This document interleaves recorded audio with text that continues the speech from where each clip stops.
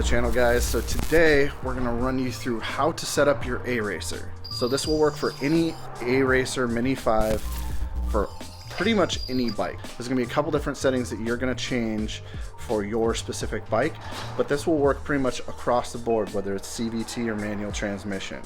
So if you have an aRacer Mini 5, this is how to set it up. Now I'm gonna let you know this is gonna be long, it's gonna be boring, it's not gonna have any of our normal fun stuff popping in and popping out, but at some time during the video I will stop and give you a discount code. Remember, there's only 5 available this time. So let's just get right into it. I'm not gonna waste any time in the beginning of this video. So to install the Mini 5, you're gonna want to go ahead and remove this fairing off of the ADV, and it'll get you access to your ECU. Your ECU is right underneath this panel. Alright guys, go to your app store, download on iOS or Android the aRacer Smart app, and go in here. This is what it's going to look like when you first start going in. You're going to swipe to the right, and you're going to go into your settings. You're going to find area down here. It'll show a B link, and it'll have a specific number correlated to you. So if you have another person that has a B link on their bike and it's running, turn it off. Go ahead and switch your bike to the on position. It'll say device found.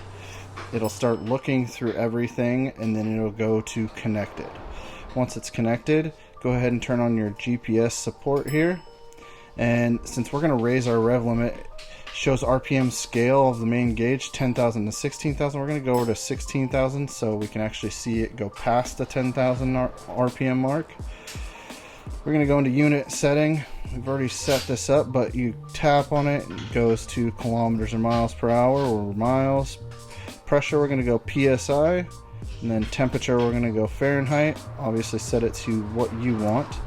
And we're going to get out of there. Communication key setting is nothing that we need. Language setting to your language. Function tips, you can turn those on or off. We're going to leave them on for the moment. This is what pops up. You can swipe through and it'll show you all that. This should pop up when you initially start the app. It'll give you all these things. It gives you tips and everything. We're going to skip this for right now. Tap the back button, and we're going to change this over to Monitor Pro. So this is what our screen looks like. This is how you're going to want it set up. Then we're going to go ahead and go into calibration. The first thing you're going to want to do is go ahead and quick burn. We're going to hit cancel here because we have already gotten it in there, but you'll notice that there'll be a map that's loaded. So you would click on the map, and that's there.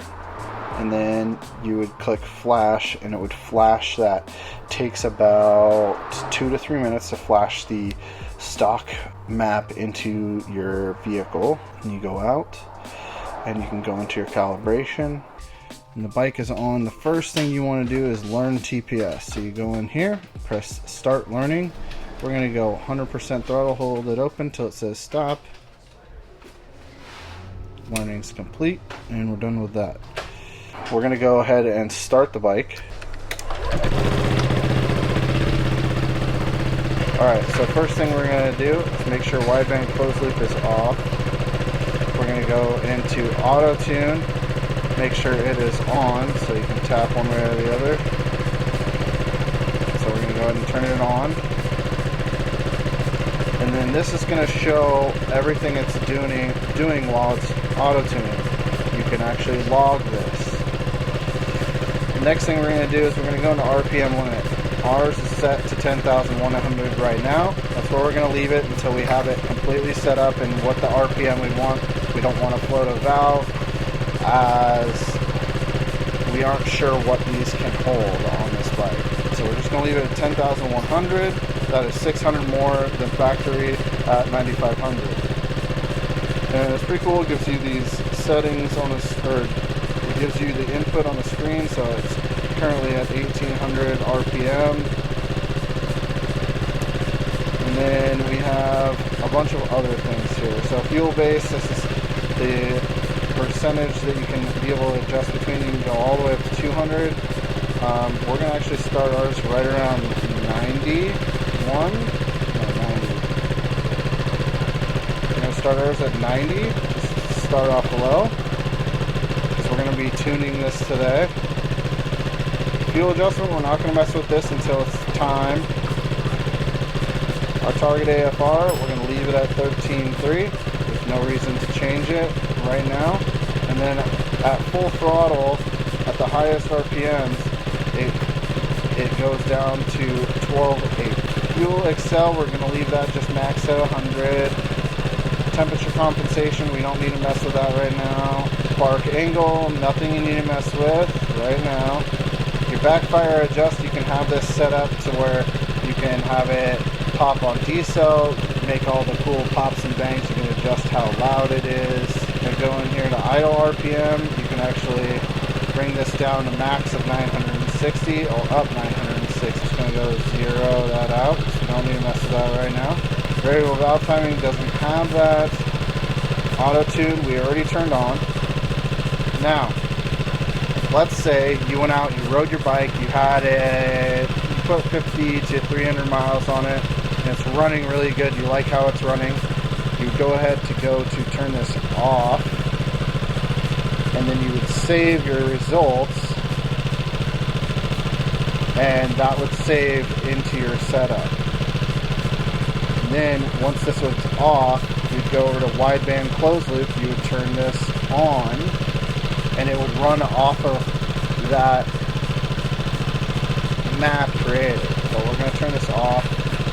We're going to go back into auto tune. We're going to turn it on. So auto tune is running. Our wideband closed loop is off. We're going to go down even farther. Quick shift. This is not a geared bike. Speed gain. Now let's say you did like what we did and we put on a larger rear wheel and tire, so we're going to have to compensate for this to get this to the right speed while we're riding and kind of checking via GPS. This you can mess with when you have time. Coolant fan is currently set at 197.6. Not going to mess with that, it's just how it is. Actually, I'm going to bring it down to just 190, just so I can show you guys we can set it. And then we already did our TPS learn. So that's the basic run through of all that. And in here, so we got fuel closed loop, air index. You have all these things, right? So you can see your throttle percentage while you're riding. You'll see your RPM, your engine temperature, your battery voltage, AFR, all these are on the screen. Now, you can change all these. So let's say I wanted this, the AFR. So that's going to be the target AFR. And this is current AFR. But we're going to put it back to throttle percentage. And we're going to let Brandon adjust it to how he wants to do it. But you can also go into each one of these and see what they are just by a little tap. And so you can see right now our voltage. So every little thing here. And down here is the vehicle speed. You can change it to whatever you want. So as you're riding, it will change and show your actual speed. You can change from RPM to vehicle speed if you wanted to. All you have to do is just tap and hold on each one of these and they'll be able to change it to whatever you want. None of these can be changed. These are a standard fixed item. Things you're allowed to change in here. We can go from any one of these. So from this one, change to anything. Any one of these graphs, these bars that move, you can change to whatever you want. And so once this is running,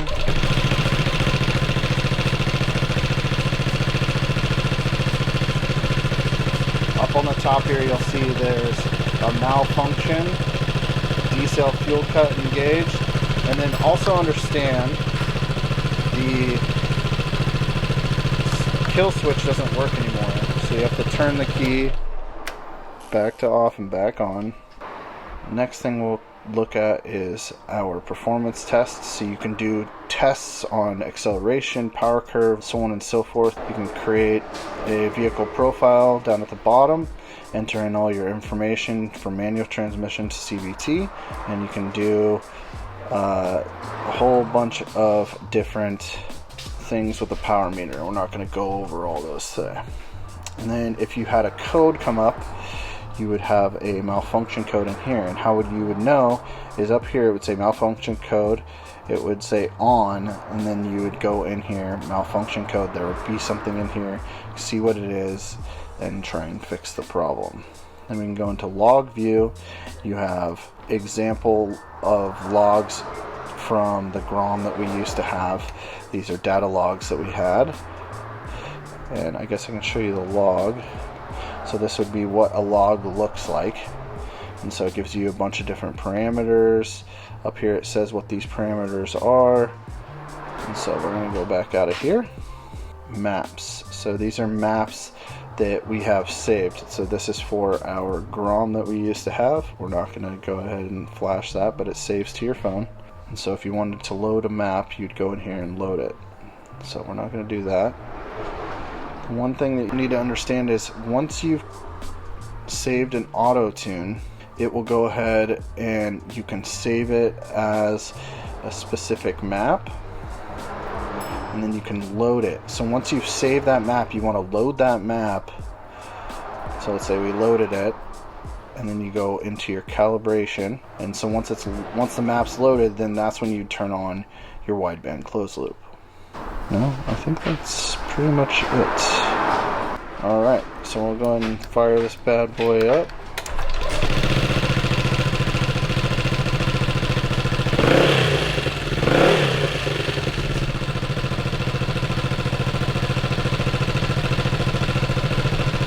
Like I said at the beginning of the video, it's going to give you 5 codes. The code is mini5SSS.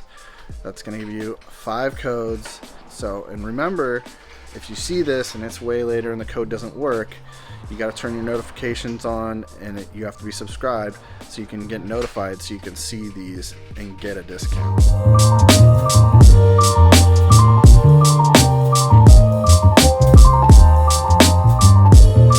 Just to let you guys know, you can purchase the aRacer Mini 5 on our website for the ADV. We are going to be offering it for other bikes in the future, so if you have a bike and it's not listed on our website, go ahead and give us a call. We can get that for you. Other than that, that's going to end the video. Make sure you like and subscribe, and wait for our next video that's going to be coming out. We're going to show you the results of what the Mini 5 has done and the power gains compared to the stock ECU. So other than that, we'll see you guys on the next video.